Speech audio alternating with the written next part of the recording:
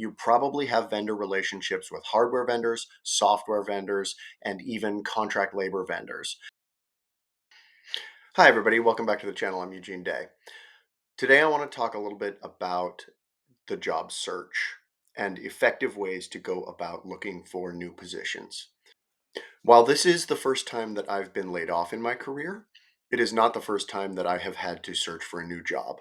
Once upon a time, back in the early 2000 teens, I worked for a hospital in their research department. I was a principal investigator, which means my job was to write grants, get funding, and then do the research that I proposed in those grants and publish papers about it. It was a good job and I really enjoyed it.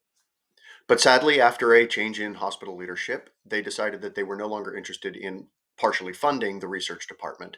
And my research was successful, reasonably, but it was not entirely self sustaining. And I did work for the hospital operations in order to help support the research side of my career. I had a conversation with the new medical director, and he told me that I had 3 months to fully fund my own salary on grants, or I was going to be let go. So, anybody who knows anything about the research apparatus in America, even in good times, and we are not currently in good times, but back then we were in pretty good times. And even then, it was impossible to generate that kind of funds in that kind of time frame because the cadence of writing and reviewing and funding grants was just much slower than that. So effectively, I had been told that I had 3 months before I was going to be laid off. So I rapidly needed a new job. So what I did was reach out to my software vendor. My software vendor was a small company that I had had a long relationship with at that point. I was the point person for using the software at my graduate school and also professionally. And that way, developing that relationship with them provided me with access to information about who else was using that software. And that was the key for me. I asked them, hey, who else has a license? What other hospitals have a license to use this software in the clinical operations aspect that can potentially use somebody like me who's a specialist in deploying solutions using this software? And they said, hey, we have a client who uses this software, but they don't really know what to do with it. They don't have a specialist on staff, and they are curious about how they could deploy this in a more effective way. Would you like an introduction?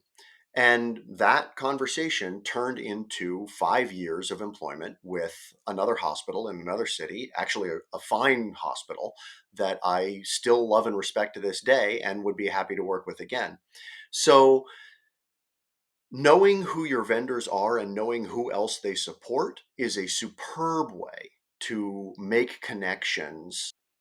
This is how you find jobs that aren't even written and posted yet, that companies sometimes don't even know that they need. They buy a piece of equipment or a piece of software thinking, we have people who will learn how to use this. And then they have challenges associated with that. And the vendors can connect them to people who are already specialists and who can already help them realize that investment. That's how you get a job that hasn't been written. A number of years ago, I wrote an article in the Post Docket, which is a publication from the National Postdoc Association, which details the process that I went through and how I found this job and how I recommend people cultivate their vendors for career success. I've linked that below. If you're in the tech world like I was, especially in a leadership position, you probably have vendor relationships with hardware vendors, software vendors, and even contract labor vendors. Those are people who will be able to tell you who is hiring now and what roles they're hiring for. And if they are a contract vendor, they may even be hiring themselves. So these are opportunities that you should not let pass by when you're in a job search. And these are people that you should be making friends with and working on relationships with when you are not in a job search so that you have this network that's built up. And don't just try to cultivate it as a one-way street. Help your vendors. When you have a good product and you have a good vendor and you have a good relationship with them, make referrals for them. Not because you'll get anything out of it now. You may never get anything out of it ever. First of all, it's just a nice thing to do for people. But second of all, those people become your network and they become sources of employment and opportunity as time goes by. Thanks for sharing some time with me this morning. I hope your job search is going well. I have some good things on the horizon I'll be sharing updates with soon. And YouTube thinks you're going to like this here. Please like and subscribe, and I'll talk to you again soon. Bye.